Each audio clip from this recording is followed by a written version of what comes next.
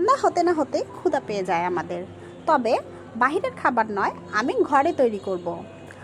Healthy হবে এমন কোনো কিছু খাবারই তৈরি করতে চেষ্টা করছি।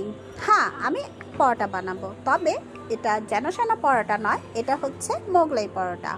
হ্যাঁ, প্রথমে আমি আটা নিব 2 কাপ, চিনি দিব 1 চামচ, লবণ দিব আর সামান্য তেল দিয়ে পরোটার গোলা বানিয়ে নিব। দেন হচ্ছে একটি ডিম ভেঙে দিব, পেঁয়াজ কুচি দিব, কাঁচামরিচ দিব, ধনেপাতা দিব আর হ্যাঁ, ম্যাজিক মশলা তো দিবই দিব। ব্যাস গুলিয়ে গুলিয়ে এখন আমি বানিয়ে ফেলবো আমার চিরাচরিত মোগলাই পরোটা। হ্যাঁ, তবে আমি তেল ডুবো তেলে ভাজবো না, আমি সামান্য পরিমাণ তেল দিয়ে ভেজে নিব আমার এই মোগলাই পরোটা।